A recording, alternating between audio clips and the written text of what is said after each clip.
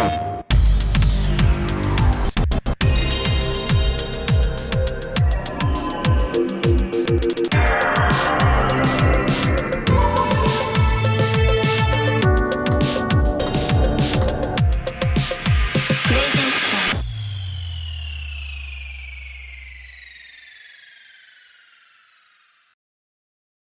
what's up? Welcome to PS I Love You XOXO episode 57. I'm one of your hosts, Blessing Adeoye Jr. Joining me is IGN Beyond's Jonathan Dornbush. Woo!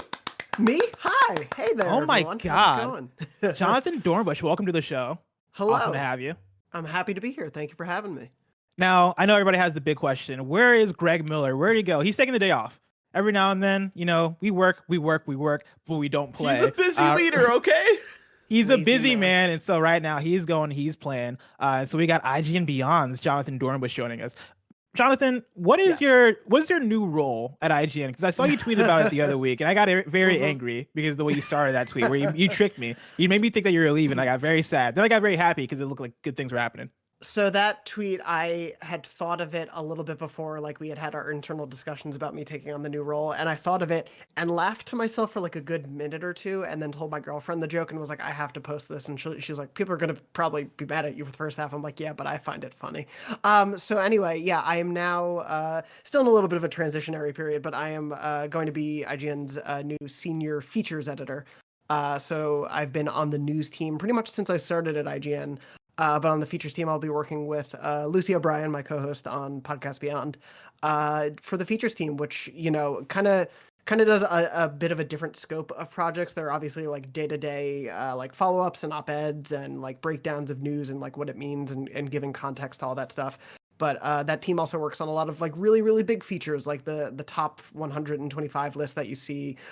This really cool series. This cool series. Yeah, basically you do the fun stuff. You do the fun stuff. Yeah, Inside Stories, which is this really, really cool like documentary series we've been doing, stuff like that. So it'll be a chance to kind of like dip into larger projects when news has really kept me focused on like the day to day. It'll be like a good mix of that stuff. That's awesome. I'm really happy for you. That sounds awesome. Thank you. I'm gonna miss reading your news stories on KFGD, but the features sound awesome. Like I'm very jealous. That sounds really cool. It should be a lot of fun. Thank you. Yeah. Remember, this is PS I Love You XOXO, your PlayStation podcast. Each and every Tuesday, we join you to talk about the biggest topics in PlayStation. If you like that, you can watch it live right here on as we record on patreon.com/kindoffunnygames, or you can watch it Tuesday when it posts for everyone on youtube.com/kindoffunnygames and on podcast services around the globe. Housekeeping for you, Tuesday, today, if you're listening to it right when it comes out, is an Avengers War Table, which means we'll be reacting live to it. You can join Greg and a cast of misfits to watch at 9 a.m. Pacific time to check out what's coming to the world of Marvel's Avengers. That's happening right here on twitch.tv Funny Games. If you're watching later, it's up on youtube.com/kindoffunnygames. Jonathan, are you playing that there, Marvel's Avengers? I did quite a bit when it first came out, but I have not touched it in months. I want a reason to go back. I'm a huge MCU fan. I'm all in on Marvel. Like I just, it's a thing I love without, question. And it's one of those things where I wanted this to be good. I love Crystal Dynamics. I think there are really good aspects of the story campaign, but the multiplayer just did not hold my attention. And I'm excited to see what this new Hawkeye edition does, but I'm also curious to see how much of a lift it gets with next gen, because I feel like at this point, since I've been out for so long, I'm just not going to play until the PS5 version comes out to like get rid of loading issues, get rid of like let it look a little prettier. That's kind of where I'm waiting at this point. Yeah, I'm kind of in a very similar place because I played that first month, enjoyed it fine, but yeah, like you, I didn't enjoy the multiplayer that much, and so I dropped off right after beating the campaign. And it's been one of those things where I'm like, okay, I'm probably going to jump in at some point because Greg Miller doesn't stop talking about this game. And I know there are people I can play with if I want to jump back in, but I'm waiting for the right moment. And so whether or not this Avengers War Table might be that, and they bring back a bunch of content that might pull me back in, we'll see. I don't expect it to be, but I think that might come down the line. Like we have a whole like ongoing prediction / bet of like, when is it that Marvel's Avengers gets good? By the end of this year, will it be good? And we'll see. My hope is when it's the Black Panther edition comes in, which God, I obviously can't wait. that was so obviously in the works, and just the unfortunate passing of Chadwick, I think they realized it wasn't the best time to put something out that's kind of like capitalizing on that character. But that feels like it's going to be a substantial addition and not just maybe like a quick little ad of a character. Like I think we'll get a really big new area, or like I'm hoping we go to Wakanda in that. So I'm hoping that's kind of like the Taken King of Marvel's Avengers' run, yeah. but we'll see. We'll see what happens. Now, before I continue with housekeeping, I want to know what's on your shelf that's behind you. That's been a thing that I've been appreciating about work from home is that Yes. everybody comes through and everybody has a different background. And I noticed the Heartless from Kingdom Hearts. But do you want to give like us a quick background of what you're rocking?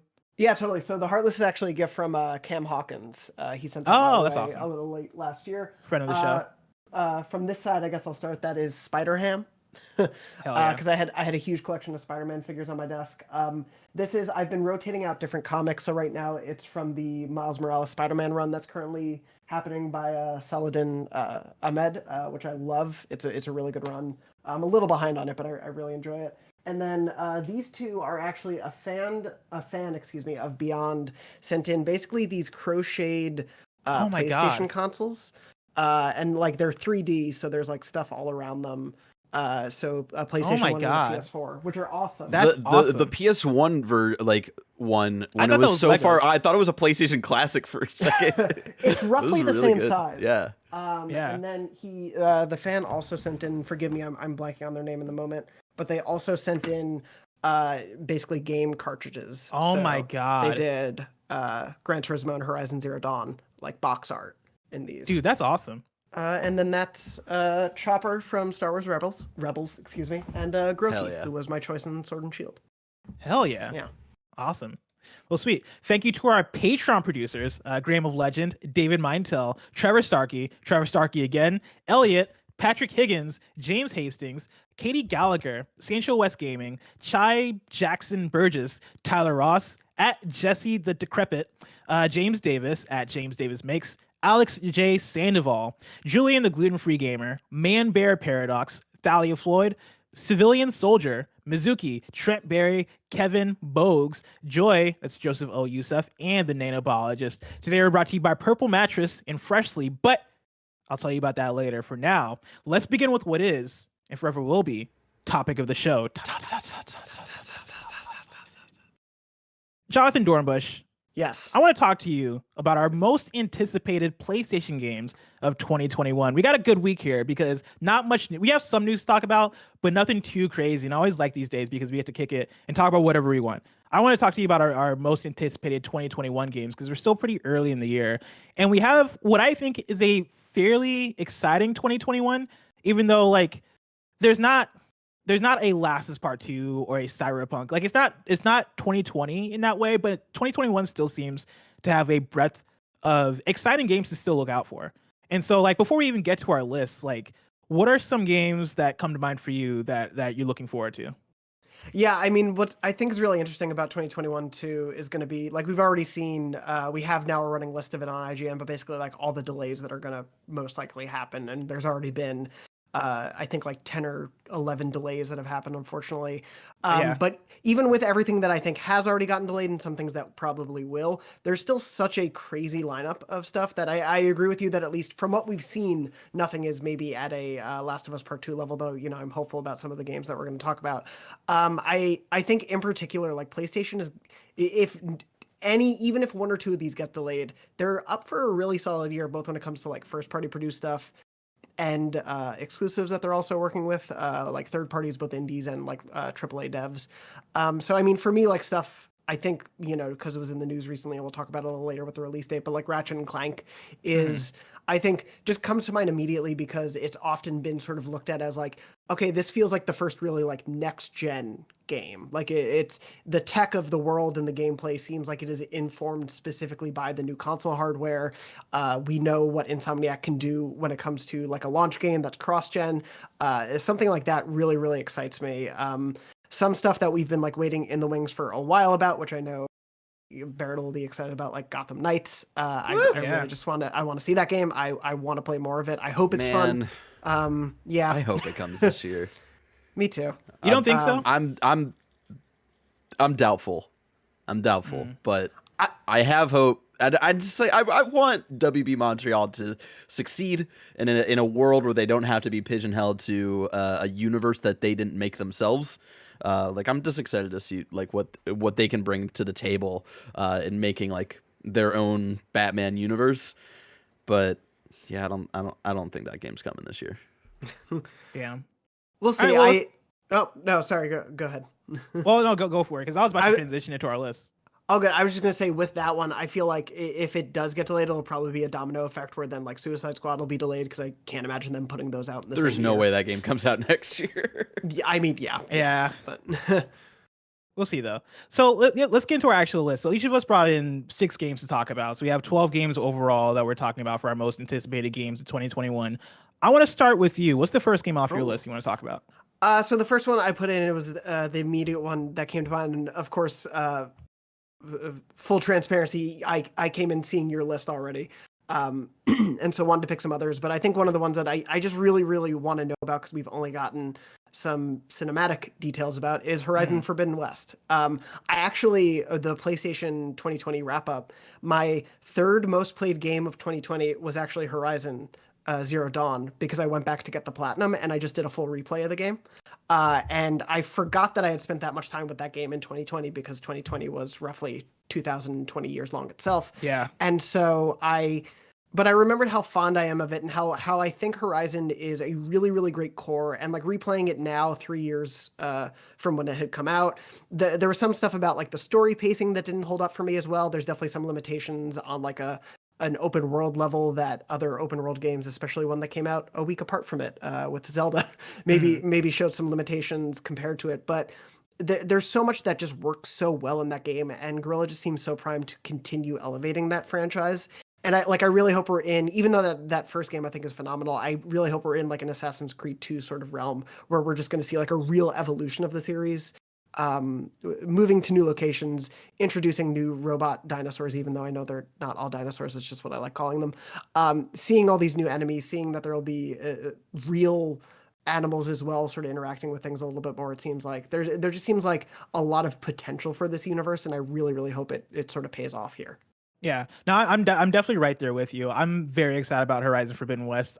So Horizon Zero Dawn is a game that I played for the first time actually at the beginning of last year. Well, okay, let me correct that. I played it for the first time when it came out, but I only played up to half of it because I got sidelined by Breath of the Wild, and then went back to it at the beginning of last year, finished it, and loved it way more than I did when I first played it. And with that, I think Horizon Forbidden West coming out this year has me super excited, because one, I assume it's not going to come out around a Breath of the Wild 2. Who knows? Maybe that could happen. What a trajectory that would be. What a story that would be, right? Like, if you're a Guerrilla and you're like, sweet, we got space now. People can play this game, like, outside of any other game, and then Nintendo comes through. Yeah, like 3 months before, like, Nintendo's like, boom, Switch Pro, Breath of the Wild 2, Breath of the Wild fuck y'all. Well, what's so funny is the DLC for Horizon also kind of followed a similar trajectory to the Breath of the Wild DLC. They were like released around the same time, got announced around the same time. Like it was kind of always Horizon living in the shadow of Breath of the Wild, just when it came to like the conversation that year. Yeah.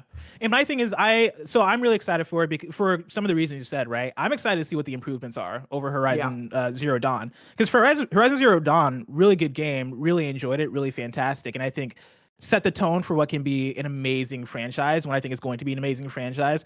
Horizon Forbidden West, I think when it comes back to open world games for me, there's this gradual improvement over the previous ones. I think Assassin's Creed 2 is a great example of, like Assassin's Creed 1, fine game.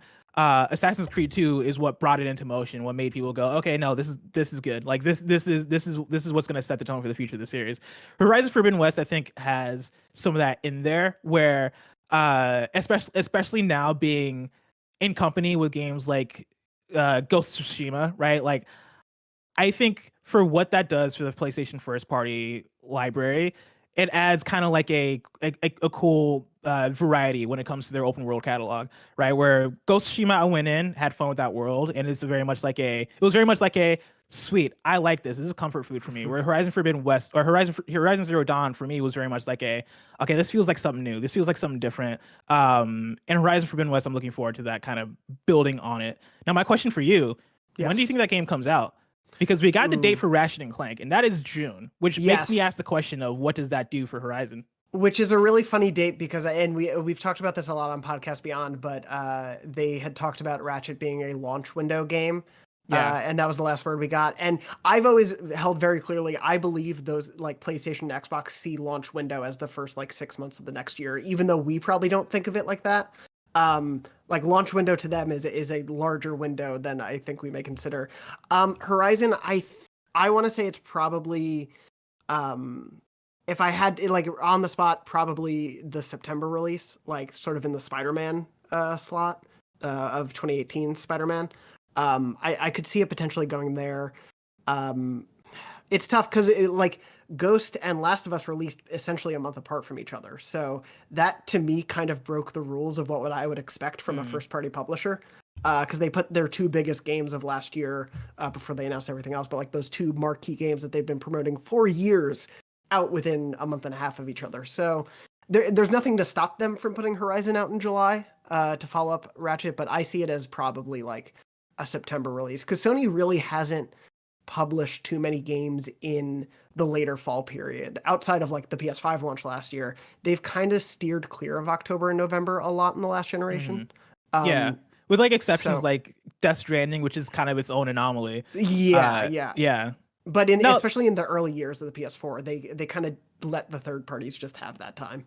Yeah. No, I think you bring up a good point in terms of Ghost and Last of Us and how they came out closer together. I will say though, like I think PlayStation is in an interesting place now because with last year, right? Like Last of Us had the thing where it got delayed indefinitely, and Ghost of Tsushima probably was meant to be an earlier game, but got delayed because Last of Us got delayed. And with the PS5 release looming over them, it was probably like hey, you got to shit or get off the pot. You know, either these games have to come out now or you're making them launch PS5 games, which there's not PS5 versions of those games. And so it makes sense on why they wouldn't want to do that. Where now I feel like they kind of have that freedom if they wanted to do that, because, you know, you imagine that Ratchet and Clank coming out in June probably pushes Horizon probably like a few months forward from that. There's still God of War, which I'm sure we're going to talk about later in this episode. Like, if Horizon comes out, let's say September, what does that do for God of War?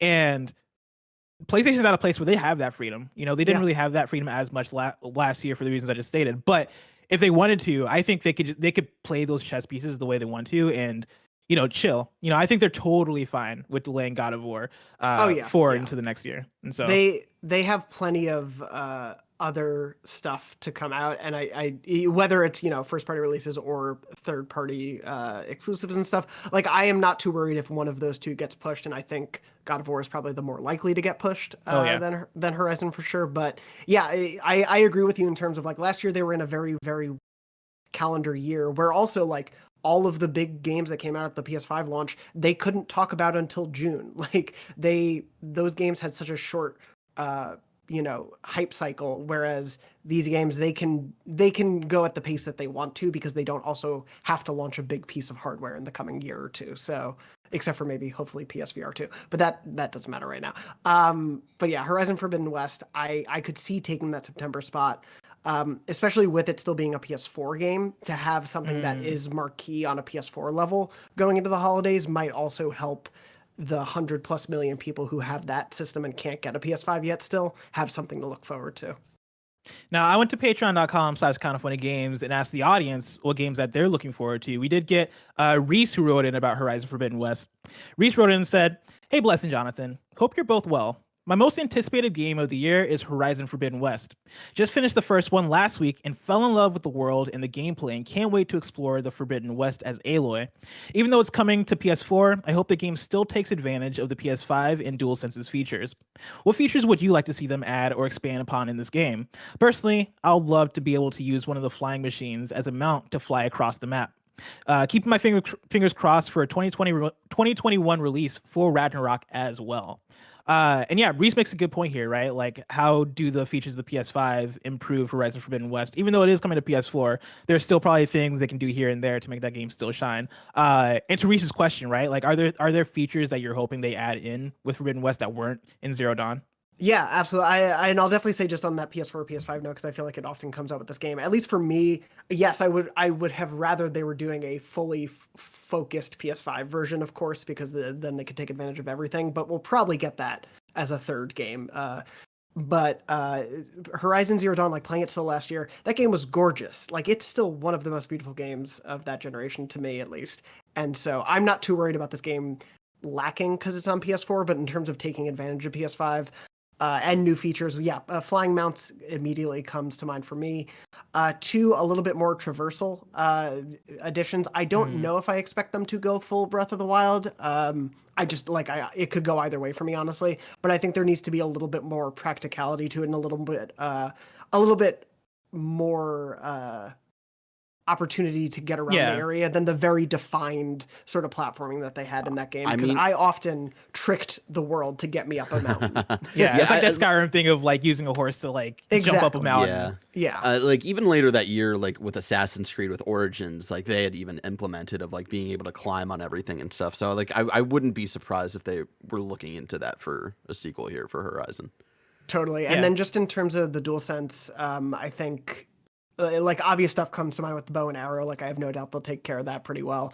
But honestly, something to do with combat with each enemy. Like if there was whether it was like the different mounts or the different ways like you interact with each robot type. I wish there's some sort of different feel to it. Yeah, that'd be really cool, right? Like if you're hiding in a bush or whatever, and the different tracks for different enemies vibrate in a certain way, that'd be like a really cool thing. That's the type of stuff I'm excited for with the PS5, because like we had a question weeks and weeks at this point, probably months ago, right? Talking about when are we going to see the first PS5 next gen experience in a game, and I feel like we've already gotten it with the games that we have. Like I think a big part of next gen is the basic stuff, right? Like ray tracing, 4K, performance, 60 FPS, like the way the DualSense works. Like I think we've gotten a lot of that stuff already, and to see that stuff in the next Horizon game, I think is going to be awesome. You mentioned it, right? Horizon Zero Dawn is already like one of the best looking games on the PS4, and I 100% agree with that. And Horizon Forbidden West is only going to look and run better on the PS5. And so I definitely can't wait for that. And like I hope we see them. I want to see them surprise us. Like I 100% agree with the traversal stuff. I was surprised that in Ghost of Tsushima, I really enjoyed the traversal in that game, right? And I think Ghost of Tsushima kind of proved to me that every open world game doesn't need climbing in order to have good traversal, right? Just like give me different ways to interact with the world. Look at something like Spider-Man and how good it feels to swing through that world and climb through that world and run on walls and stuff. I would like there to be some way in Horizon Forbidden West that they make the feeling of getting from point A to point B in itself a little bit more enjoyable. I think that would be awesome for me. But then also, I want to see them pull some stuff, in terms of game mechanics or whatever it may be, right? Combat that catches me off guard, that like surprises me out of left field and is a feature that I wouldn't have expected in the game. I think that's what's exciting about where we're at with Horizon right now, and not knowing too much about it, is that there's still so much they can do to surprise us. Totally. I'm gonna pull in one of my games that I'm excited for. I like this because I can kind of go anywhere with this. I'm gonna start with Deathloop. Let's start with Deathloop. I cannot wait for Deathloop. I really enjoyed Dishonored and Dishonored 2. And I have a big appreciation for Arcane and how they games, because their level design is just top tier for me. I think they do a good job of making levels feel free, and it's that Hitman thing of you can kind of choose how you want to play in their levels. That's what Dishonored 2 did so well. Is if you want to go loud, you can go loud. If you want to go quiet, you can go quiet. And there are different paths and all this different stuff. And that's the thing that I love about their games. I'm fully expecting that out of Deathloop.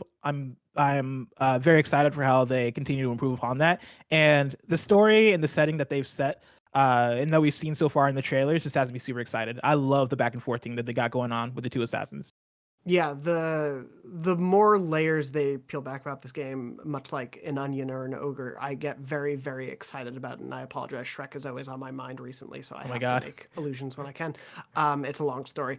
Anyway, no, I think this game, like style-wise, just looks phenomenal. Like I just want to live in this world because it seems so cool. I don't want to actually live there because I'll probably get killed very quickly. But everything about it just it like screams style and flair in a way that just makes me want to learn more about what's going on here.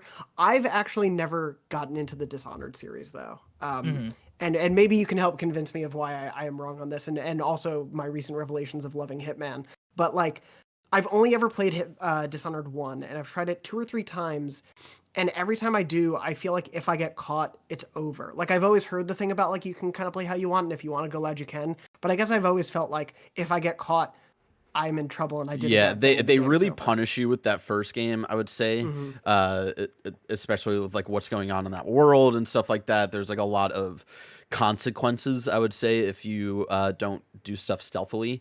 They definitely will take over. Yeah, they definitely get better with that with Dishonored 2. There's still a little bit of it, but there's less of a feeling of punishment in that world. So like I would honestly like recommend jumping into Dishonored 2. Like I think they catch you up like pretty well on like the events of the first one at the very beginning. And so there's not much to like really know jumping in.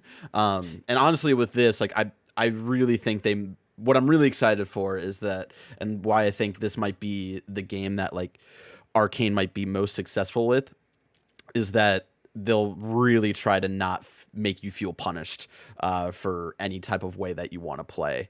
But again, like you might be able to utilize things. Yeah, like you might be able to utilize things more if like you do things stealthily, akin to Hitman, right? Where you might find more opportunities.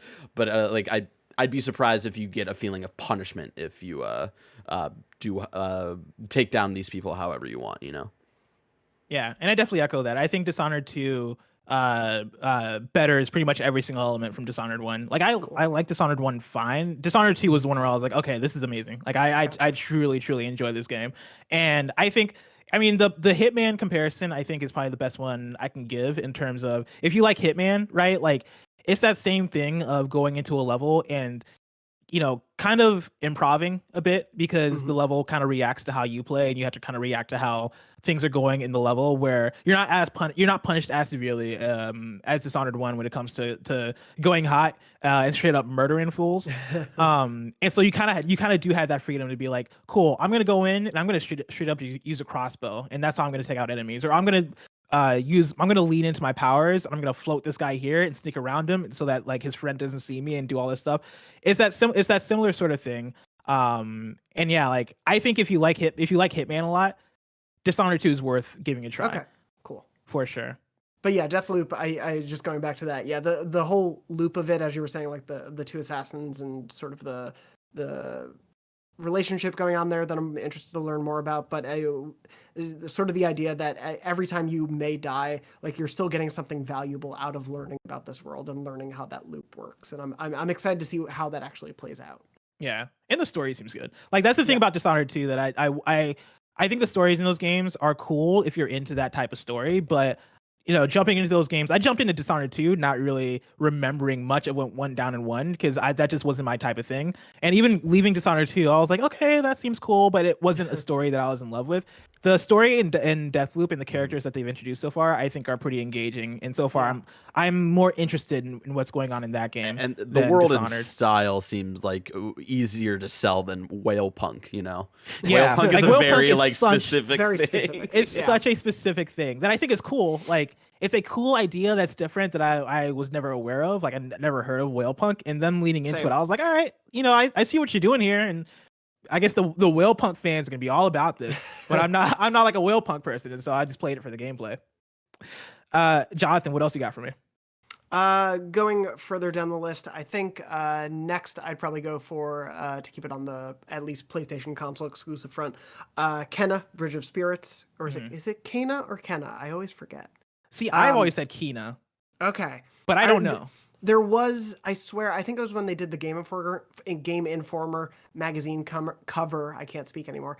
I think they set the record straight, and now I can't remember what the record was. But anyway, Bridge of Spirits, obviously, we don't know too much about it still yet. Like, we've really only seen a little bit, that initial reveal trailer, a couple quick teases here or there, some more art. But something about the story of Ember, the studio behind it, this being their first real game project, and a lot of them coming from like more animation backgrounds, and just everything we've seen about the style of it. It looks maybe like a little bit more of a smaller scope mix of Horizon and Ghost of Tsushima and other like open world third person action games that we've seen, obviously on a smaller scope, but just something about the style of it really captures my imagination immediately. Like it has Studio Ghibli feel to it a little bit. Obviously some Zelda influences and like Pixar, like kind of Disney-ish a little bit too. Exactly. Yeah, it feels very inspired by film animation, which I adore and love on so many different levels. And to see that brought into a game very specifically in a genre that I love of just like third-person action, open world exploration, I just really want to play this game. Yeah, from the reveal trailer, we got a little bit of gameplay, but not a lot. And that's like the only reason why I didn't include it on mine, because Kingdom Bridge of Spirits is also one that I'm very much looking forward to. For a lot of the same reasons you mentioned, like the art style I think is fantastic. It does have that Pixar feel to it, and for the glimpses of gameplay that we do get, like if it looks this good in actual gameplay, then Right? oh my god, I can't wait. Like I'm trying to temper my expectations, because it's always that thing of video game marketing is gonna video game market, and so like I'm trying to make sure that I'm not selling the game too high for myself. But Totally. regardless, the gameplay that they've shown for the game so far looks like it can be a blast. I'm curious to see what the story is. I want to learn more about these characters, like the world so far that they've established. Very much does it for me. I'm all about it. Yeah, it has a great look to it, and yeah, as you say, I'm trying to keep things somewhat tempered because we've seen such few snippets of what the actual game is, but if it lives up to that, it seems like it's going to be in a good place. Sapphire Diamond Ruby is also very excited about it. They wrote it at patreon.com/kindoffunnygames. It says, Kena Bridge of Spirits, and Horizon. Horizon feels like a no-brainer. So for Kena, despite knowing so little about the game, there was something about the announcement trailer that captivated me. It reminded me of how I felt about Legend of Zelda Wind Waker, the delightfulness of an adventure, cuteness, and joy along with some dark elements. It felt like a world I'd want to explore and uncover its secrets. Would love to know what you all think about Kena. Thanks. And we just told you what we think about Kena. We're very excited about it. Very much looking forward to it. I'm going to pull in one of my picks. Yes. Nier Replicant. I don't know how much of a history you have with the Nier games. I don't know if you played Automata at all. It's one of my great shames that I still haven't, and I feel like I really should. Yeah, Automata is one of those games where I can't blame people for not checking it out, because I think at release it was a bit obscure, and that it's one that I think has gotten more and more popular via word of mouth. It's one of my favorite games of this last generation at this point. Like Nier Automata, I thought the story was so well done. The way in which it tackles its multiple quote unquote playthroughs, I thought was fascinating, and I just love the gameplay of it. Like the switch back and forth between that platinum action that you love, but then also the shoot 'em up style, and the way that it zooms out and lets you actually do more arcadey style shoot 'em up stuff. Like I'm all about that. I was thinking just a few weeks ago about how much I've been craving the gameplay of Nier Automata, and I've been trying to hold off to get into Nier Replicant, because for those who don't know, Nier Replicant is basically a remake of the original Nier that came out before Automata. And I didn't play the original Nier. My roommate Michael has actually been playing through it currently, and he's been telling me about it. He's like, dude, if you like Nier Automata, you're gonna love the original Nier, because the soundtrack is amazing. It has a lot of similar cool stuff going on with it. And yeah, like for what I've seen out of the gameplay of Nier Replicant, out of trailers, like it seems like it is taking a lot of inspiration from Nier Automata in terms of how they're doing the gameplay for this remake, but it is taking in a lot of the elements of the original Nier, and so very, very excited about Nier Replicant. I guess the official name for it is Nier Replicant version, and then a bunch of numbers. But yeah, it's like a crazy string. Yeah, and, yeah, I'm excited for that one too. I'm debating whether to play Automata before it or to jump in there. Yeah, because that's a good question. I've been on the same as you, Dorno. Like, I want to say Nier Automata and Persona 5, the base game, we got codes for IGN like around the same time, and I had to pick between. They came out similar. Yeah, so I had to pick. Like, my boss at the time, Destin, was like, "All right, do you want to play this game or this game?" And I was like, fine, I'll play Persona." So I never played Nier for work.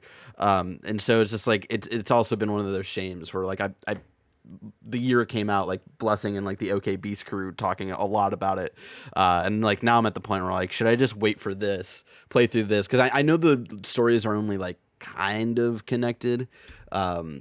So yeah, I'm that's the thing, if I should is play like this one first. Playing through Nier Automata playing through Nier Automata, I didn't have much of an issue like from a story perspective. But talking to my roommate Michael, he was like, "Oh, dude, playing the original Nier has explained so much about stuff that happened in Nier Automata and certain characters that you didn't get much backstory for in Nier Automata, like Emil or whatever, has apparently like a big role in the original Nier." And so stuff like that, I see. That's a very good question because I don't know which one what I'd recommend, whether waiting and playing this first and then jumping into Automata, or playing Automata now and jumping into this.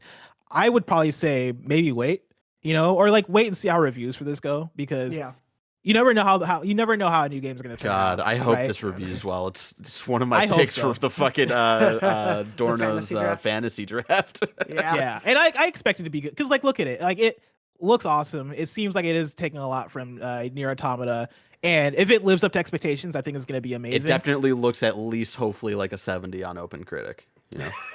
Oh, it's definitely gonna be hopefully an 80. Hopefully it gets me 10 points. Yeah. 85, 15 points. I love that you only think about game releases in points now. That would be such. It has broken my brain, and I hate that I've joined this league, Dornbush. I'm there with you. Yeah, it's a lot. God. Dorno, what's your next game? Next game for me is Resident Evil Village, and I will totally say up front, I did not really get into Resident Evil until maybe a couple years back when I played 7. I had played the Resident Evil remake port to PS4, so like the GameCube remake on PS4. I played it and I appreciated it, but I didn't super love it a few years ago. And then I played 7, and as someone who's relatively new to the series, I loved it. I've still actually never beaten it because I was told the ending is so bad that it just people are like, just pretend it's the first 2/3 of the game is what exists and you're fine. So I did that, and I still love Resident Evil 7 as a result, but thought 2 and 3 were so well done. And it just feels like we're in such a great moment for Resident Evil. And then playing the Maiden demo and seeing how pretty that game is going to look on PS5 at the very least, if the demo's any indication, is like, oh, this is set up to be like a gorgeous game that takes influence from older Resident Evils and the newer version. It seems to be informed by both in really clever ways. And to have an experience like that it takes all of that history into consideration, but also is approachable enough as someone who's still relatively new to it, just really, really excites me. And then, of course, tall vampire lady. Yeah, you got lady whose name I can never pronounce, Lady Dimitrescu or whatever. Yeah. Dimitrescu, something like that. She's selling the game. Sure. Her and her vampire daughters or whoever they are, they're definitely selling me on the game. No, I like the game. The game looks beautiful. The community really wants me to play RE7 on stream because I've actually not touched RE7 aside from like that kitchen demo that they released back in the day. Okay. I'm like you that I very recently gotten a bit into Resident Evil with the remakes. I loved RE2 remake. I enjoyed RE3 remake fine. Like I like those games. I thought those games were really fun, especially RE2. And that's had me a bit interested, but I've been kind of like reluctant for the newer Resident Evil games, and I've not been able to put my finger on why. And so I kind of just want to jump in, just to see, because like, why not, right? Like the games look beautiful graphically, they seem awesome, and I know people are very excited about the RE4 influence that Resident Evil Village seems to have, and so like I figure now, like there's no better time than now to jump into this, and so I'm excited to try it out. Yeah, especially with Village, it feels like they're sort of having their cake and eating it too when it comes to like, it looks like it's going to scare the crap out of me. Like I was very spooked playing the Maiden demo, and I have no doubt it will. But it also is showing the weirder, wackier side of Resident Evil that is very clearly, a part of the fan base, and I think has been accepted by the devs, either when it comes to the horniness for the tall vampire lady, or just stuff like, oh yeah, now there are werewolves. Now there's werewolves. Now the guy who's going to sell you stuff is like just pops up out of nowhere in all these different situations and like is just very peculiar when he talks to you about things. Like it feels like they're leaning into that, but it doesn't take away from how much it's probably going to scare us. I want to talk to you about God of War Ragnarok. That's my next game. I'm still the place where I'm like, we'll see when this game comes out, because I'm Greg's talked about this before, and I'm with him that I don't believe them for a second that this game is gonna come out in 2021. But in the world that it does, right? Like super excited about this. God of War 2018, one of my favorite games of that year. I'm absolutely in love with what they did with that story and those characters. And where God of War 2018 ended, it seems like they're gonna start from that exact same point, and I am very excited to see what happens with that. How much are you looking forward to Ragnarok? Oh, I mean, it's God. So I never replayed God of War after my platinum run and like review run for it and everything. It was such a like special, important gameplay experience for me. It's one of my favorite games of all time. Like I adore it, and so I am like fever pitch high, like cannot wait for this game, but also don't really think it's going to come out this year. And that's okay. Like it's a game I want them to get right. I am more than happy for them to take as long as they need to with this one. And like you said, like what they've set up at the end of God of War 2018, it has just such cool implications for where the story can go. And there's so much potential for it with the Norse mythology that I just want to see it.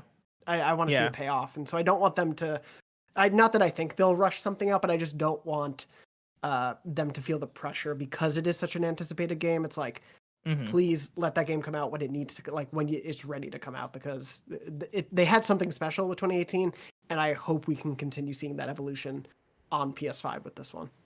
You know who else can't wait? Connor. Connor wrote into patreon.com/kindafunnygames and says, God of War Ragnarok is my most anticipated game in 2021 by a wide margin. Even if I'm not confident it'll live up to the promise of coming out this year. That said, I can't wait to see how they utilize the no-cut style on the PS5 and how much better the combat will feel at a dedicated 60 FPS. On top of hopefully more groundbreaking gameplay, I can't wait to catch up with Kratos and Atreus to see how they reinvent the myth of Ragnarok and what it means for the father-son duo. Plus, I miss Mimir's stories and chilling on a rowboat, just listening to the messed up tales about Norse gods. Dude, I've been at the place where I want to go back and replay God of War so badly because I beat that game. It's the perfect time now. Yeah.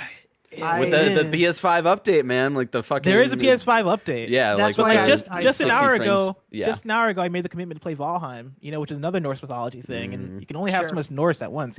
I mean, for me, I started a replay when that patch came out, and it's my first time playing it since 2018. So it is gorgeous. Like it still holds up graphically. Having it at 60 frames and the 4K checkerboard stuff like together is gorgeous to play through.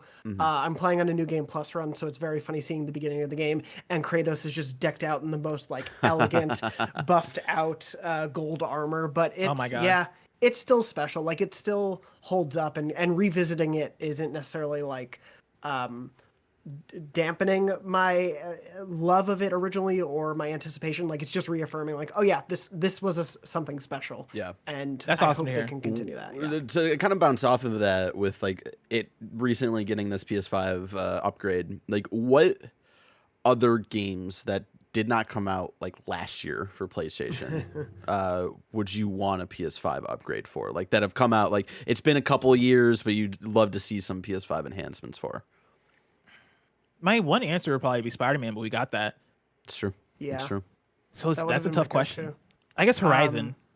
Horizon would be a good one. Yeah. We're also getting Forbidden West, and so do I need that for Horizon? But I think that'd still be pretty cool. For me, it'd probably be Uncharted 4. I would love to see Uncharted 4 with like some PS5 upgrades. No, that's a good one. Like that game was already so fucking pretty for the time that it came out, and even like going back to it recently, it's still really pretty. But dude, like imagine Uncharted 4 at like 4K checkerboard, 60 frames also per Bloodborne. second.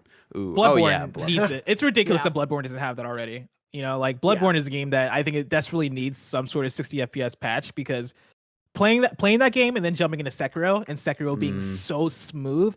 Oh, I can't imagine playing Bloodborne at that smoother frame rate. My other answer would also be, and this is because we can finally kind of talk about this, like we've been kind of playing Persona 5 Strikers between the handful of us.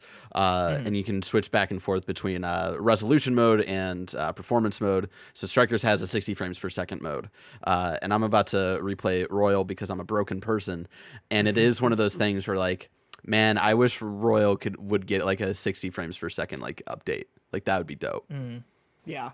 That would be nice. If I could just throw in one real quick before we go. Go for it. The Order 1886. Oh my God. I almost jumped into that game during break. Yeah, I keep getting tempted to go back. I still think it is a like flawed game for sure. Like it definitely has its issues, but that world was just so full of promise. So part of my like selfish reasoning for it is I want that game to come back into popular consciousness so we could be like, look at what they're setting up. Look how cool this all could be. Let's get the Order 1887, or as other people have suggested, the Order 1986, which would be very Ooh. The Order 1984. But just like I think there was something so cool about it, and it was a very pretty game, and you know it was short. But like if that was a free PlayStation Plus game that got a PS5 bump, like I think we'd all be talking about how cool that game was a little bit. But yeah, it's definitely got its flaws. It'd be cool to have a reason to revisit the Order 1886. Exactly. Yeah. But then also, I just want to also shout out, like, you know, I mentioned that I wanted to get back to God of War so badly, and that's because one of the things Connor mentions here, right, is like the no cut style, and I totally forgot that was a thing in the game, right? Like I played that, and that's the thing is I played that game within a week. I binged that game, played it, beat it, loved it, and then I haven't returned to it since because like I had my time with it, and I really want to revisit it as like a refresher because I loved it, and I want to remind myself the reason why I love that game, and yeah, like for what the PS5 improvements mean for it. Very excited because yeah, like that's probably going to come into play. I imagine they'll probably still keep the no cut style, which means that with the power of the PS5, hopefully, unless it comes out on PS4 also, which could very well happen, that probably means that they're able to do more cool stuff with that and like hide certain things in certain ways or do less hiding of things and just have it be this cool, grand, fucking amazing set piece of a game.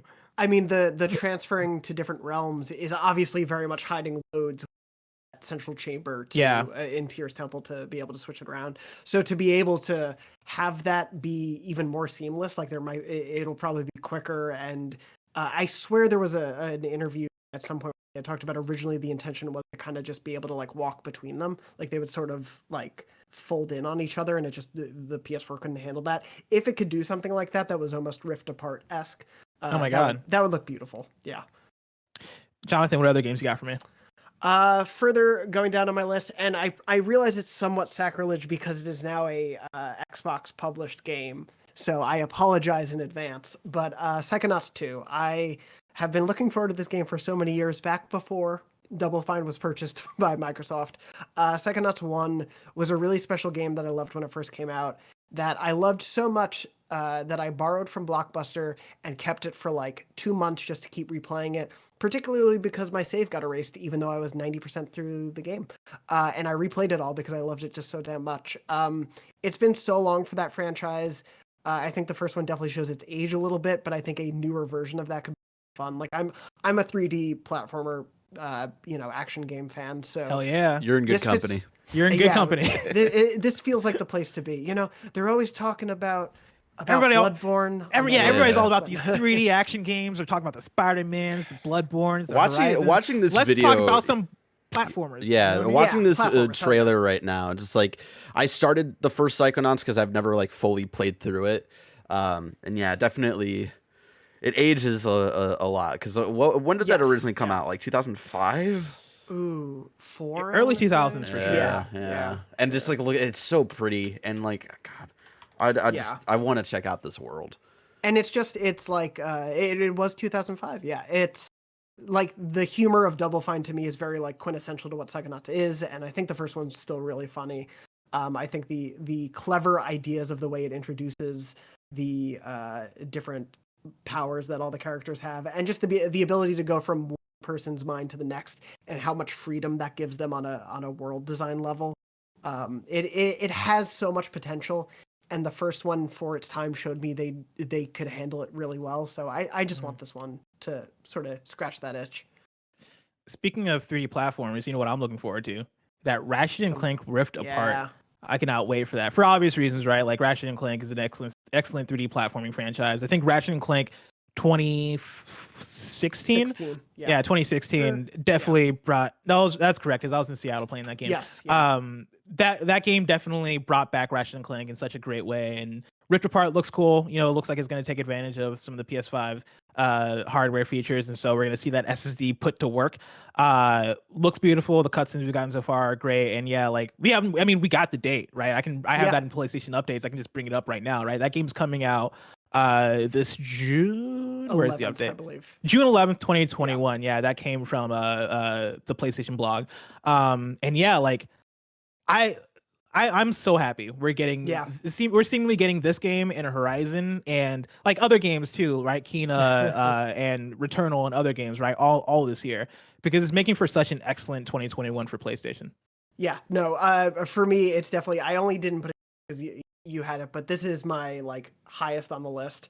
God of War aside, because again, I don't really expect it to come out this year, but Ratchet and Clank is like the 2021 game I know is coming out this year that I'm looking forward to absolutely the most. I've been a fan since the start of it. I think it is so well suited to taking advantage of not just the PS5's SSD with the reality hopping, but yeah, the Insomniac's penchant for wacky weapons married with the DualSense just feels, Oh my god, like it's they're like the ideal to do this. You know for a fact you're gonna have some kind of like wacky grenade launcher, and when you click R2 to launch that thing, it's gonna do like a like kind of thing in the R2, or even like and I can't wait. The gun that makes people dance. Like you, like I hope you can like feel the beat of like the beat, yeah. Oh my god, like in the DualSense, like that'll be cool as hell. There's gonna be a party in that controller. It's gonna be so great, like something like the pixelator gun that can turn everyone like 8-bit or something that could, you feel like each pixel going through the control. Like there's so much potential. Your controller turns into pixels in real life. It's, oh god, holy shit! Oh god, yeah. Look, if they do that, I understand why Sony acquired the DualSense is way more impressive than I thought. Yeah, but yeah, this is I can't wait for this one. Yeah, right there with you. What else you got for me? Continuing off from that, maybe a little bit of a swerve, but in terms of Psychonauts, very much has a collectathon nature to it, the original, and I am very much a like 3D platformer, like collectathon person. Like those are my jams, and so I am actually really, really looking forward to the next Lego game, which is Lego Star Wars: The Skywalker Saga. Yeah, and I'm partially looking forward to it because it feels like in a while. Maybe since like the original Marvel superheroes Lego, the first time that it feels like they're trying to make a pretty big leap when it comes to what these games are. They're like shifting the camera down so it's a little bit more behind the back third person action. Some of the E3 hands-off demos that we're seeing, I didn't get to see it, but I talked to Simon Cardy from IGN about it back when he saw it, and like the way they're changing up the combat style and all these things, and the way you're going to be able essentially like explore the galaxy and go to the different planets to pick the levels you want to play. It sounds really ambitious for a Lego game and feels like they're finally pushing the game a little bit forward. And I always love them, but there is definitely a little bit of a sense of familiarity to them.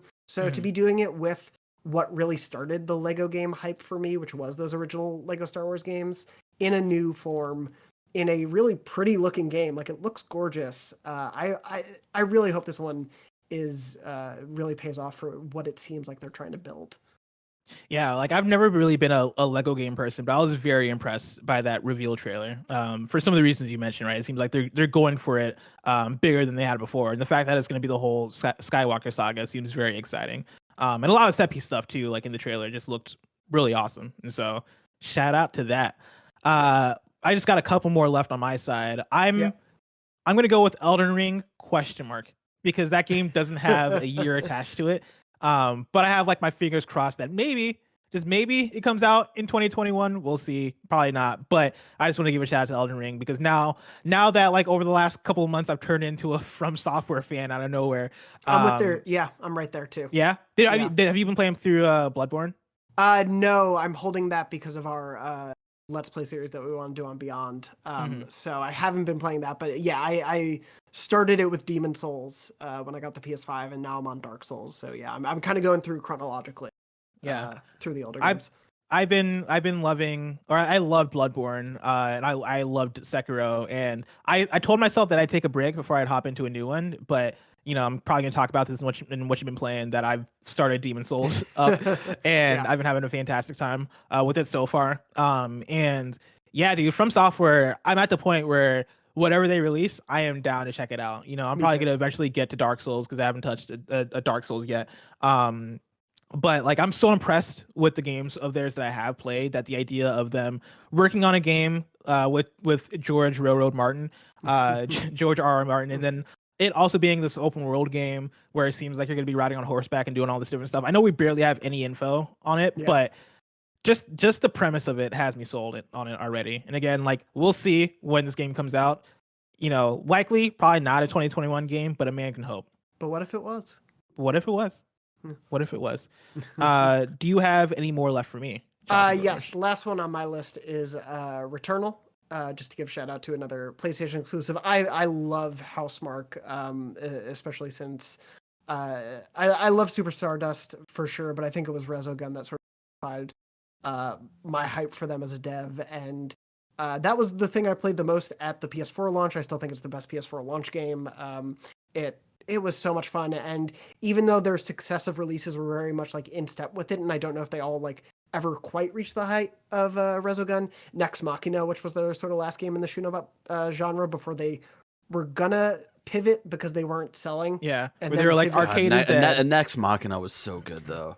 Nex Machina is fantastic. So fucking good. It's so underrated. It's often on sale, so if you see it on sale, definitely pick it up if you're curious about Returnal. But it's such a great one. It really their clever ability to make you go for one more run, like the way they lay out their levels, the way they introduce weapons, the enemy design, the way they incentivize you to get multipliers and all these things in the levels. Like it's so well spaced out and so well integrated to the experience that that's a game where like I do say, okay, I'm going to play for 30 minutes and then I play 4 hours of Resogun or Nex Machina because I just get so absorbed. And so Returnal, to see them kind of have a like it looks like a larger budget game, like to have this sort of more cinematic experience married with that gameplay. I'm really interested to see how it turns out because it's a different camera perspective. It is a different take a little bit. I have no doubt, like if there's any dev that can pull it off, it's them.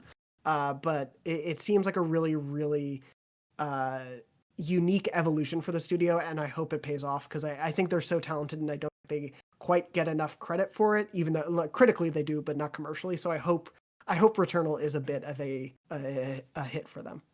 Yeah, following their journey from going from games like Resogun and Nex Machina, and then putting out that blog post where they're like, "Hey, arcade is dead. Like we've tried this, and these games just aren't selling, and people aren't flocking to them." And then seeing them pivot to working on a battle royale, but then pivot again to making this partnership with PlayStation and working on something that does kind of harken back to their arcade origins, right? Even though it is their first AAA game. I'm very curious to see how it pans out. You know, I think they're great with gameplay. This seems to be a roguelite, and I like playing roguelites. And so I got high hopes for it because, you know, they've not disappointed as much with their gameplay. But me and Greg have been having the back and forth with it of like, man, yeah, this is a $7 game, and we don't really know much about the story. Like, let's see how this pans out. I'm hoping it's great because I think if this game hits, then it's going to be something special. And so I can't wait to try it out. Absolutely. You know who else can't wait to try it out? Danny Berg, who wrote into patreon.com/kindoffunnygames and says, Returnal. Housemarque made some of my favorite games of last gen with Resogun and Nex Machina. I can't wait to see what they do with a bigger budget while still maintaining that arcadey feel that they've mastered at this point. So there you go. I have one more game for you, and this is like Elden Ring. I'm adding question marks to this one because this game is announced for 2021. The thing is, though, it's not announced for PlayStation. But I think it'll still come to PlayStation, but it's just not announced for it. It's a game I've talked about before. It's called She Dreams Elsewhere, and it's basically an indie game coming from a developer named Studio Xavier. I'm gonna pull in an article from PC Gamer, written by Diego over there. The article is called "She Dreams Elsewhere" is a trippy RPG with echoes of Persona and Undertale. Which, just from the title alone, you like, understand. Hell why yeah! You sold like, let's fucking go. Yeah, like you understand why I'm excited. Like my for top two there. games of all time, and this is what you're comparing it to. Like, let's go. I'm fucking exactly. down. I got a small excerpt from the article that goes like this. She Dreams Elsewhere's elevator pitch falls somewhere between Undertale and Persona, mixing a top-down perspective that resembles old-school RPGs with turn-based combat in a moody, surreal setting. While the setup isn't too novel, the carefree and relatable characters and intriguing twists make She Dreams Elsewhere stand out. I was so hooked with my hour-long demo that by the end, I restarted just to see the beginning once more. And yeah, like watching the trailers and checking out gameplay for the game, it very much takes me back to Undertale, which is a game that I love, and I think all three of us really enjoy. But then also, like, it does have hints of Earthbound and different games of that same ilk. And it very much speaks to me on that level. It also speaks to me on an art style level. And like, if you check out gameplay and all that stuff, the way that they utilize music, and it has kind of a lo-fi, chill beats to study to kind of vibe to the soundtrack. I'm all about it. And everybody who I've spoken to who has demoed the game also seems very excited about it. I've not heard anything but good things about this game, and it's set to come out in 2021. Again, it's not announced for PlayStation, but here's the thing. All right, I tweeted like about a year ago, I think, at Davian, who is the person working on this game, and I was like, "Oh, dude, this is gonna be on PlayStation 5 or PlayStation 4." and he responded with like the eyes emoji, and so he didn't confirm, but it was one of those ones where I was like, all right, I see you, bro. I see what you're doing here. Not a denial. Yeah. Not a denial. Yeah. Not a denial. So yeah, very excited about that one. I cannot wait for it to come out. Yeah. Ladies and gentlemen, let me tell you about our sponsor. This episode of PS I Love You XOXO is brought to you by Purple Mattress. Throw some bedding on a bunch of different mattresses and sure, they all look alike. The same goes for pillows, but peel away the layers, look at what's inside, and you'll see they aren't all created equal. And that's what makes every Purple pillow and mattress unlike anything you've ever slept on. The Purple Grid sets the Purple mattress apart from every other mattress. It's a patented comfort technology that instantly adapts to your body's natural shape and sleep style. With over 1,800 open air channels designed to neutralize body heat, Purple provides a cooling effect other mattresses can't replicate. And this cutting edge technology doesn't stop with the mattresses. Every Purple pillow is engineered with the Grid for total head and neck support and absolute airflow, so you're always on the cool side of the pillow. Purple's proprietary technology has been innovating comfort for over 15 years. Kind of Funny loves Purple mattress. Joey Noelle herself has been sleeping on Purple mattress and says that she sleeps like a baby. You can try every Purple product risk-free or with free shipping and returns. And Purple has financing available as low as 0% APR for qualified customers. Experience the Purple Grid and you'll sleep like never before. Go to purple.com/kindafunny10 and use promo code kindafunny10. For a limited time, you'll get 10% off any order of $200 or more. That's purple.com/kindafunny10. Promo code kindafunny10 for 10% off any order of $200 or more. Terms apply. We're also brought to you by Freshly. Dinner time can be chaotic, but with Freshly, it's easy. Their chefs take care of your meals a few nights a week and take the pressure off of you. Freshly offers chef-made, nutrient-packed, delicious meals delivered fresh to your door, no cooking required. Grocery shopping and cooking can be a pain, especially right now, and with Freshly, you don't have to. Your meals arrive cooked and fresh every week, so you can keep your fridge stocked and skip the trip to the store. Ordering is easy. Visit freshly.com and choose from over 30 delicious, satisfying, better-for-you made meals like steak peppercorn, sausage baked pen, or their chicken pesto bowl. Let me tell you, I'm a big fan of Freshly. I tried it for the first time a few weeks ago. I had the peppercorn, and I was shocked by how good it tastes. And apparently, it's healthy. It's way more healthy than things I've been eating. And you keep bragging about it. Every time we're talking about food, you're always like, yo, I just made this Freshly meal. And it always, every time, I'm like, man, yeah, it sounds really good. It's really good because it only happens every now and then that I'm the one chosen. Right? They're like, Blessing, we got an ad sponsorship. We want you to try out some of their products, and it doesn't often. It's not often that I get to actually try them out for myself. And this was the one. This is the one that made me go, oh man, I got to do this more often because Freshly, off the chain. I love it. Freshly can fit your lifestyle with a variety of plans and meals to pick from that work for your dietary needs, preferences, tastes, and family size. And now our listeners can try Freshly for just $6.16 per meal. Stop searching the internet for healthy food near me every night and start living life freshly. Your meals are always delivered fresh, never frozen, and are ready to heat and enjoy in just 3 minutes. That's also the magical thing about it is that you just put it in the microwave and microwave it and it's ready to go. And it tastes like you didn't make it in the microwave. It tastes like you actually just made this food yourself or a chef made it and delivered it directly to your taste buds. It's delicious. With new meals added each week, Freshly brings the convenience of chef-made, nutritious design classics right to your kitchen. Right now, Freshly is offering our listeners $40 off your first 2 orders when you go to freshly.com/kinda. Stop stressing about dinner. Go to freshly.com/kinda for $40 off your first 2 orders. That's freshly.com/kinda for $40 off your first 2 orders. And we're back. It's time for PlayStation picks. Of course, that's a lie. It's not time for PlayStation picks. It's time for PlayStation updates. We already talked about the release date for Ratchet and Clank: A Rift Apart. That's coming out June 11th, 2021, which I think we're all excited for. And so there's that. There's also Last of Us Part 2, or not Last of Us Part 2, Last of Us HBO.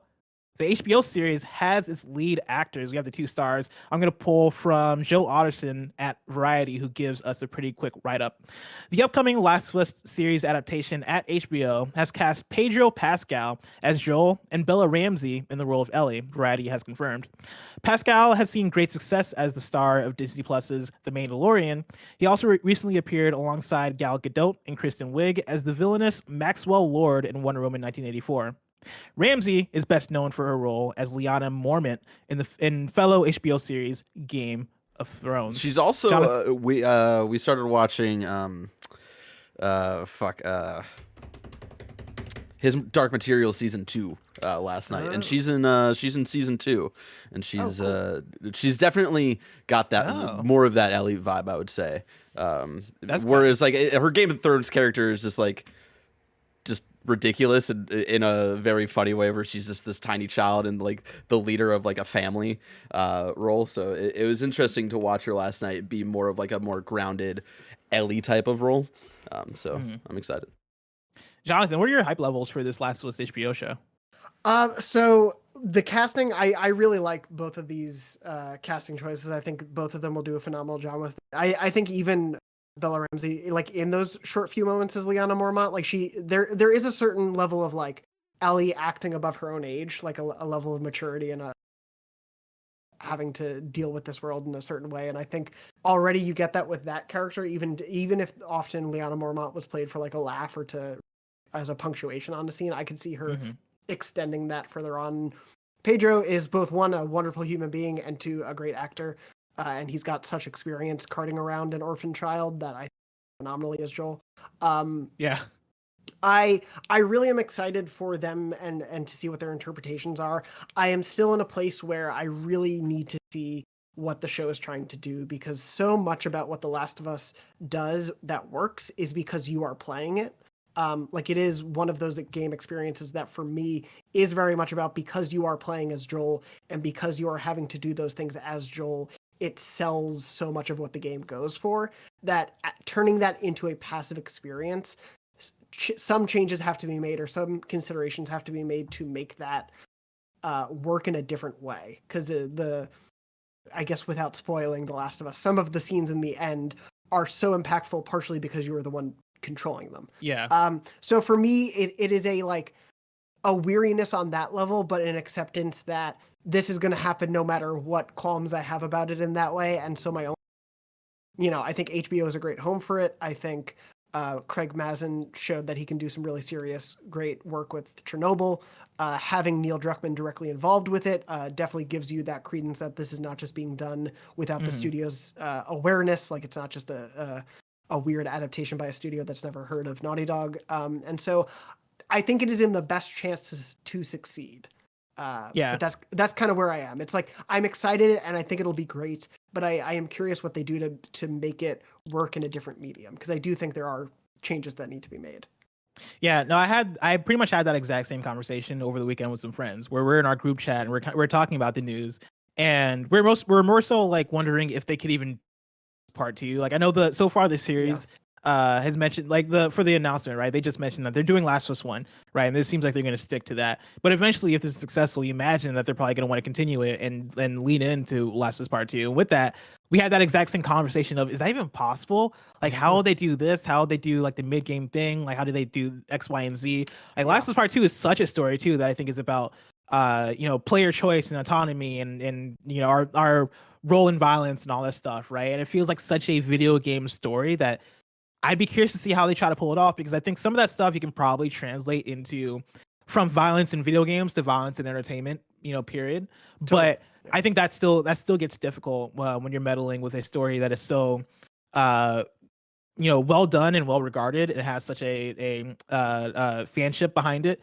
Last is Part 1. I'm still with you that there are certain moments in the game that I don't know how you do, but I'm excited to see them tackle it, especially with Neil Druckmann, working with them. I want to see what their take is on that. For the casting, I think the casting is cool. When this news is coming out, it was first announced with Mahershala Ali. That was like the rumor or the original report that he was offered the role. And I was very excited about that. I thought Like the I idea think of he'd be great. Yeah. Mahershala Ali as a Joel, picturing that, God, he is such a a dude that I think could portray that tenseness and like the grittiness of that world super well, given his like previous roles and stuff. And the slow like kind of devolving into tenderness with Joel too, of like I could totally see him do that. He's so good at conveying the, I think, intricacies of emotion when it comes to like, going from, hey, I'm cold and I'm stoned because of shit in my past, but I can slowly start to open up to you once I start to get to know you and start to get that tender side. I think Mahershala Ali would have been able to do that well. But Pedro Pascal, also a very good actor. I'm also very much looking forward to. I think he's awesome. I've loved him in Mandalorian, and I guess in Wonder Woman. He wasn't the problem that I had. Like, that was another sin of Wonder Woman. Is that they somehow made Pedro Pascal look like not great looking, and that dude is handsome as fuck, and he looks so fucking weird in that movie. He did his best though. He worked with what he was given. He committed to that role, and I agree. Like he is not the problem with that movie necessarily. Like I think his performance is funny. I just like there's so many other problems with that movie, but he himself, it is mystifying that when the posters first came out, I'm like, what happened to Pedro? Why is he not the most ruggedly handsome man? Did you guys see like, over the weekend after this casting was announced, some fan castings for some other characters? My favorite was David, and I won't spoil like David's role or anything in the first Last of Us. People want Armie Hammer to play David, which I found very, very, very, very funny. It's fine. Don't let him near this show. But that would be hilarious. Yeah. We got one other PlayStation update for you. Are you experiencing joystick drift? Actually, let me do that again because I want to phrase it like a PSA. PSA. Are you experiencing joystick drift? You're not alone. I got an article here that I'm going to pull from Marie de Alessandri at GamesIndustry.biz talking about PS5 DualSense having some drift issues. PlayStation 5's controller, the DualSense, is allegedly suffering the same drift issues that have been widely reported in the Nintendo Switch's Joy-Con. Players reported stick drift issues online as early as 10 days after their purchase of Sony's console, Kotaku reported. The issue sees the DualSense controller registering movement even when it's not being used. And then there's an update to the story as of this morning. A class action lawsuit has been filed against Sony regarding DualSense drift. Jonathan, what's been your experience with DualSense drift? I haven't had it. It's been fine for me. I feel like I've gotten pretty lucky when it comes to PS5 issues. Definitely during the review period where we had it before I think everything was fully updated. I had a few game crashes, but largely since then it's run pretty well for me. But it's definitely something that it seems to be more widespread than I think we were initially thinking when I saw that Kotaku story for the first time.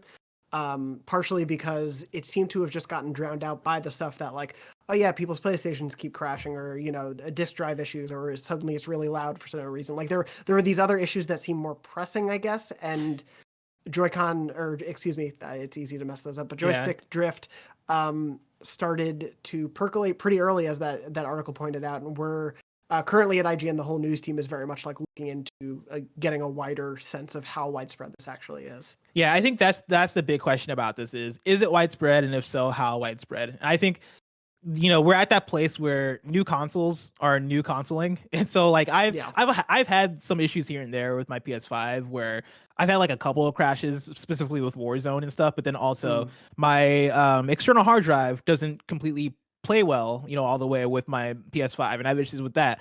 But these are all things that I think are very much indicative of these are new hardware. It takes some time for these things to settle in as more people get their hands on them and new issues are discovered, and then hopefully things get patched out or fixed, and new as like things like joystick drift get discovered, new waves of controllers get get made, and then people get their hands on those. And the amount of people that experience joystick drift, fingers crossed, will hopefully be very minimal. Hopefully it's not a Joy-Con drift thing where literally like so many people I know have Joy-Con drift. I had Joy-Con drift and multiple Joy-Cons. And the thing about Joy-Con drift too was that it was going largely responded to by Nintendo for years. Like that was a thing that was going on for so long. And I agree with you. Like bar none, it sucks that when you spend all this money on a very expensive new piece of hardware, it's going to have problems, and that's unfortunate. But that is, as you were saying, like we're in that period where all these problems just often do pop up because it is new hardware, it is new technology, it's now out in the wild on a mass-produced level that they just can't replicate in when they're testing it out internally. And so hopefully it has been caught and seems to now be prevalent enough in mind that it can be either patched out or in new runs of the DualSenses. Parts can be switched out to make it easier to avoid. But it's an unfortunate problem, but the widespread nature of it is definitely, I think, the biggest question right now. Yeah, exactly. And regarding the lawsuit thing, like we talked about this a little bit on other shows. Like I think that's very much a law firm being like, hey, just in case this is widespread, we can get that money and get in there early and start pushing this. I don't think this is going to be unless this turns out to be a very widespread thing, and that's the thing we'll probably learn in a year or 2 or 3 years regarding this. Unless it's a widespread thing, I don't think that it's going to be a huge deal, but we shall see. Yeah. Let's get into our PlayStation picks. Of course, this is where we highlight a few of the cool looking games coming to PSN this week. Let's start off with the big hitter. This is actually one from last week. Little Nightmares 2 is out for the PS4. I've heard very good things about it. Roger McCorney did a whole first impressions that's up on youtube.com/kindoffunnygames.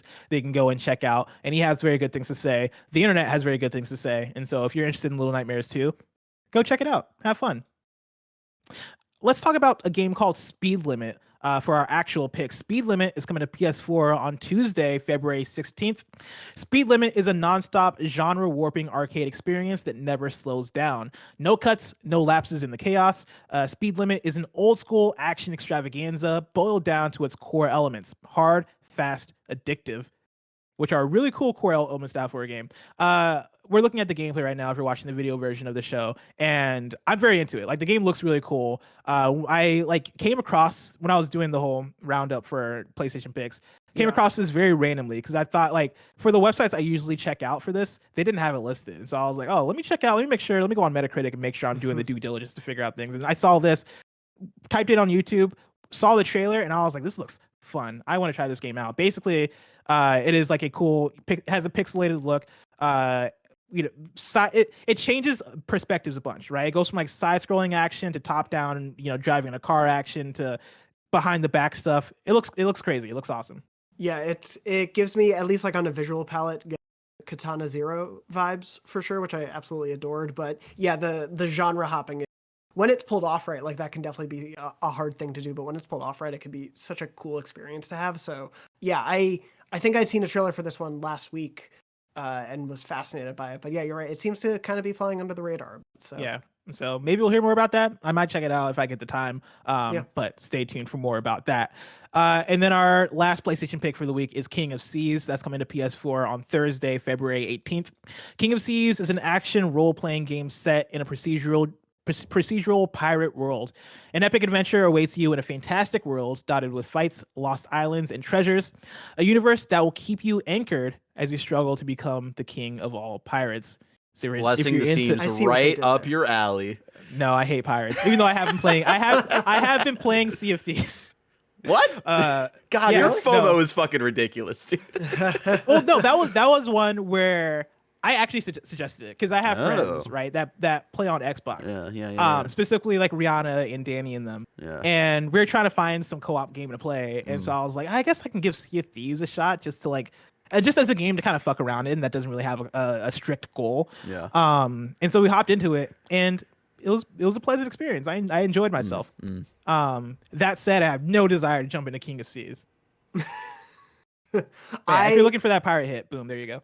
I keep meaning to jump into Sea of Thieves too, especially just because I've heard so much about the progress they've made since it launched. But yeah, I think an experience like that is something more along the lines of what I'd look for than necessarily King of Seas. But yeah. We'll see. If you're into pirates, King of Seas is all you. I'm not into pirates. I hate pirates. Jonathan Dornbush, what you been playing? Well, so just to hop on the picks for the week, I was playing a bit of Little Nightmares 2. I'm 3 chapters in, I believe. And I really, really adored the first game. And so I've been looking forward to this one a lot. I was enjoying the sort of sense of scope that it was introducing as a sequel. I think it was doing like some smart stuff in expanding the world, but I wasn't really, for a game with nightmares in the title, I wasn't necessarily spooked until I got to this third chapter, which I won't spoil it too much, but it's set in a hospital. And the clever things it does with lighting and enemy behavior just scared the hell out of me. Like my girlfriend Meredith can attest to, she was like in the other room watching, and I had headphones on playing just to get, more of an experience for it. And I was yelling, like she had to be like, "Are you okay?" Because I was yelling in fear as the enemies were chasing. So that level really got me. I think until then, it like the leading up to that, it's still like it's a gorgeous, horrible world that I love existing because it's just such a unique sort of style to it, especially when it comes to the larger enemies that are often chasing you. There's a little bit of combat that's mixed in there that I don't think works quite as well because it's essentially one hit and you're dead. And so my issues with it were largely that like I didn't always have a great sense of where my character was facing versus where my swing of my weapon was going to go. And so I was often dying because I couldn't get the timing right, but just because I couldn't get a sense of like the correct relation to the enemy I needed to be. So there was a little bit of guesswork with that, which I wasn't loving as much, but overall, like, I think this world is really cool in how gross it is, and I'm very pleasantly enjoying this experience so far, even though it scared the crap out of me. Yeah, it looks awesome. All the gameplay I've seen of it has kind of enticed me to get into it because it reminds me a little bit, and correct me if I'm completely off base, but it seems a little bit like Inside, which is a game that I really like. Yeah. It is very Inside-esque, and what's funny to me about it is, and I always get shit for this, but I didn't really love Inside. Whoa! I can say this is a PlayStation Ryan pod. McCaffrey is gonna come and fight you.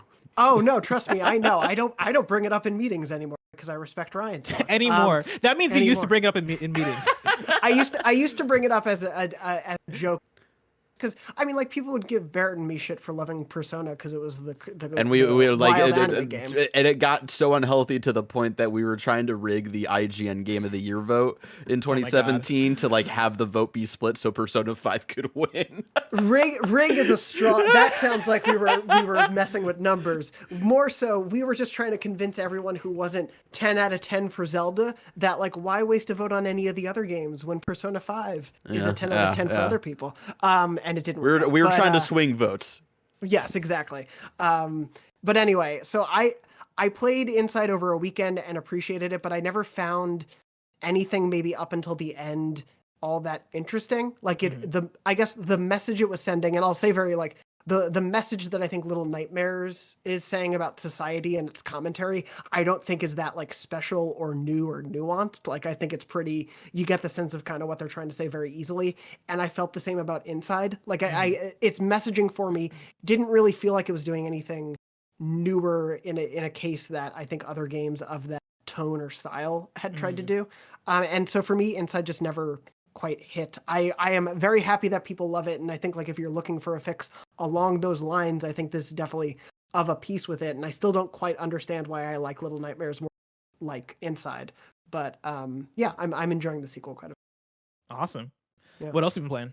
As I had mentioned, yeah, we were talking about falling in love with Soulsborns and FromSoft. Currently, I'm making my way through Dark Souls Remastered. I've been playing it pretty much exclusively on stream.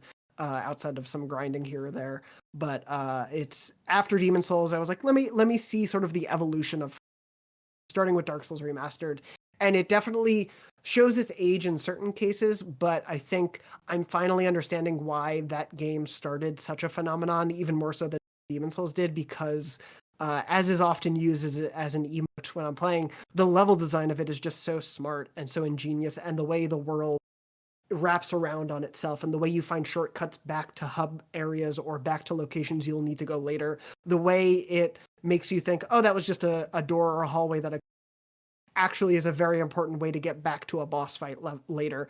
All that sort of stuff about the level design, I like finally understand why people love FromSoft on a world design level. And I know that sort of applies to Bloodborne as well. I just haven't played too much of Bloodborne yet. But so experiencing that has been really eye-opening, and I think even when some of the limitations like quality of life stuff that I think gets solved by Dark Souls 3 maybe isn't quite there, and it's definitely a little bit slower than the newer stuff, it's still a very, very fascinating world to be exploring. And same with you, like I'm just all in now. I'm just in FromSoft. Like I am playing other games, and sometimes I'm like, why aren't I playing other Souls?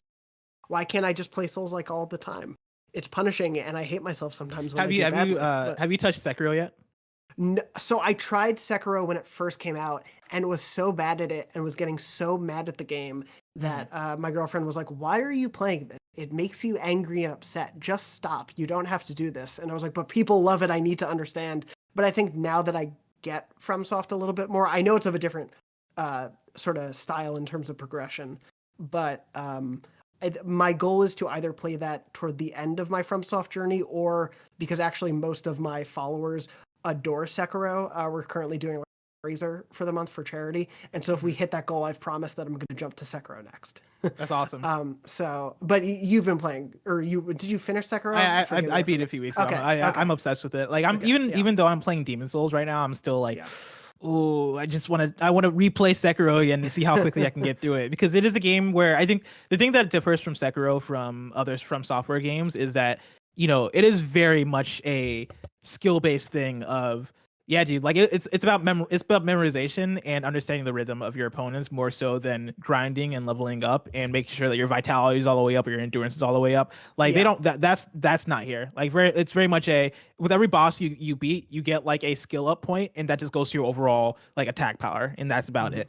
And so like I put in probably like 40 something hours into my playthrough, and talking to Timur and other folks who have played Sekiro and left Sekiro, they're like, dude, if you play it again, you probably get through it in like 8 hours maybe. And I kind of feel that power, because like, you know, having beat it now and kind of understanding the rhythm of all the enemies and knowing the paths and where to go, I'm like, dude, I feel like I feel more powerful like as a player, you know, not because of leveling, but just because of like skill and learning and all this stuff. And I think that's such a cool thing that I appreciate about Sekiro. That's why I definitely want to jump into it, I think, sooner maybe than I would have if I play through everything in order, just because there are definitely points in Dark Souls where it's like, oh, I'm having trouble with a boss, just grind in this area for an hour, get 5 levels, and then it just will be easier. There's definitely skill for sure, but you can sort of cheese stuff by just leveling up, which in Sekiro, from everything I've seen, no, you really need to understand every enemy you're fighting. Yeah, exactly. And like, you know, speaking of From Software games, right? Like I'll bring in one of the games I'm playing, which is Demon Souls. And you mentioned that you played Demon Souls at launch. I jumped into it for like maybe 5 minutes at launch and was like, all right, you know, I get it. I'm not a From Software person. I'm going to jump out and keep on I'm going to keep on trucking along in Bloodborne to see if I can make more progress in that. And so like after I beat Bloodborne, after I beat Sekiro, now I've jumped into Demon Souls, and I've still early. I just beat Phalanx, which is the first big boss encounter, and I am blown away by how good this game looks. Oh my god, is it gorgeous? It's like maybe one of the best looking games I've ever seen. From both like an art combined with graphical fidelity. Like it is on another level. So shout out to Bluepoint for that. But then also, it is bringing me back to all the From Software things that like design philosophies that I appreciate, especially from Bloodborne in terms of the pathing and level design and shortcuts and all that stuff. Like I'm appreciating that. I actually beat Phalanx twice because during my first run in the game, I was playing as I want to say either the royalty class or some sort of class that specializes in magic. You have the soul arrow spell? Yeah. That's what I played as. Yeah. And I did that, and I was fucking up enemies. Like, I got to the point where I beat Phalanx. This game might be too easy. Like, this is ridiculous. And then I hit up Timur, and I was like, dude, I don't know if I'm having as much fun as I should be, because I'm straight up, you know, destroying fools with my spell. And Timur is like, yeah, you're playing as like the easy class, and that's like if you want to cheese through the game, that's the way to do it. That's the class that boss babies like myself pick, you know. That's what I'm still not really in like the Souls world as much as everybody else has got on to the train with. So that was the kind of class that I needed to pick eventually, because I think I had selected Knight on my first run through.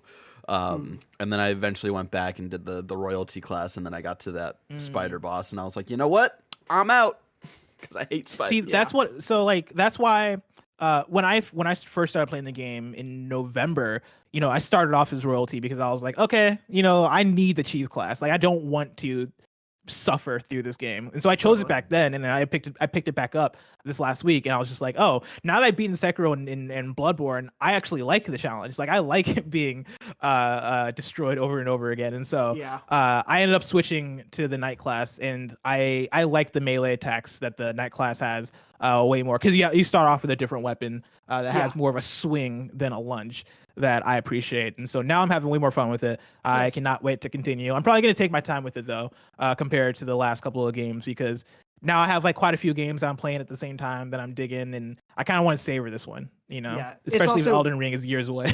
Very true. It's also kind of episodic a bit more than the other game, at least like Dark Souls so far, because it is very like go to area 1-1 and 2-1, or 1-3, like where you start to realize it's very a little bit more segmented, and so you can kind of take breaks as you want. Yeah, exactly.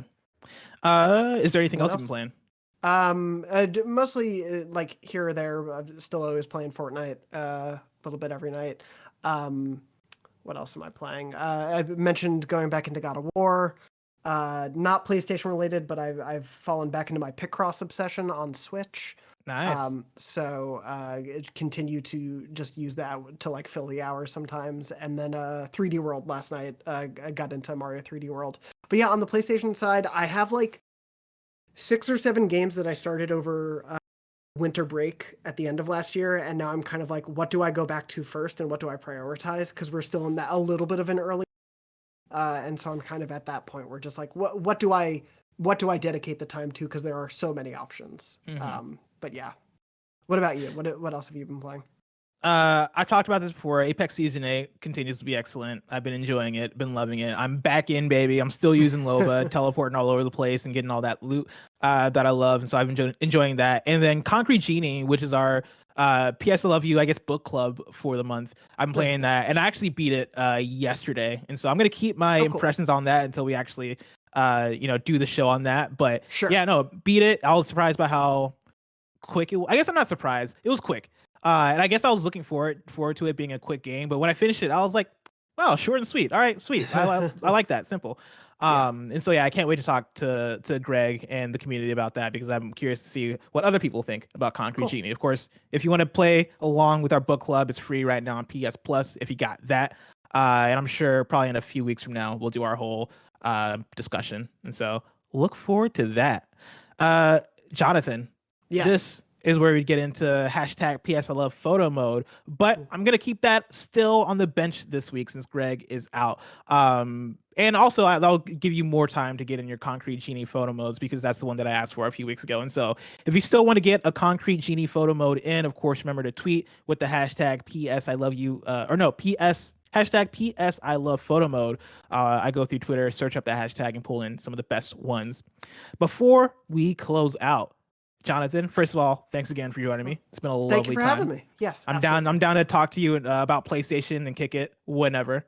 Absolutely. It's always a fun time. Got to have you on Beyond again soon. Definitely in the next few weeks. Yeah. Please do. Where can people find you if you want them to find you? Oh, no, I like to stay hidden. I'm very much like... Okay, fair enough. I understand. I live off the map completely. No, you can find me currently on Instagram at Dornbush, same handle both places. Of course, my work is mostly at IGN. So while my daily news duty changing over to something else, hopefully I'll have a lot of fun projects in the works. I don't want to give too much away, but I should have a really fun bug snack story going out this week. That's exciting.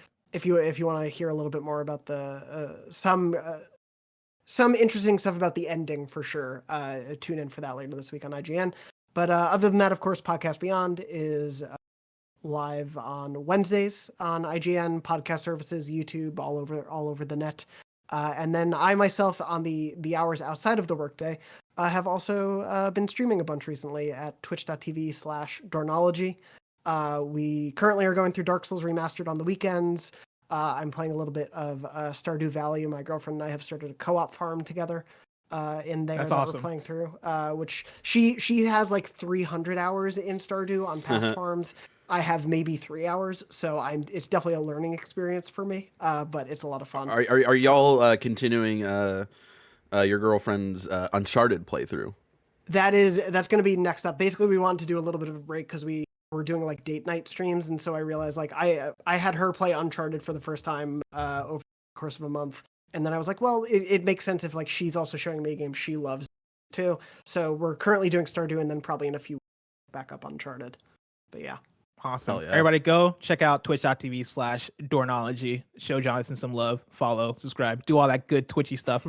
The Twitchy stuff that I still don't understand, even though I've been trying to Twitch stream myself. Same. It's still all a mystery to me. I'm still like, what are bits? What do they do? You know? Like I can put in an emote for people who are using bits, but I'm like, oh, but the bits cost money, so I don't want you to feel like you need to use the bits because they seem arcane. And like, what's the difference between bits and shears? What does the hype train do? Do I need to pay attention to the hype train? But Bless, a lot of stuff. You're it's a doing, whole different world. You're doing streams too, Bless. Where can people find you there? Oh, that's on twitch.tv/Blessing Jr. And so thank you so much for that. You know, you can go check me out there. But for now, this has been PS I Love You XOXO, your PlayStation podcast. Each and every week, we get together to talk about the hottest topics in PlayStation. We have a Patreon post show for those that are subbed at the silver level of patreon.com/kindoffunnygames. So stick around for that. Otherwise, until next time, it's been our pleasure to serve you.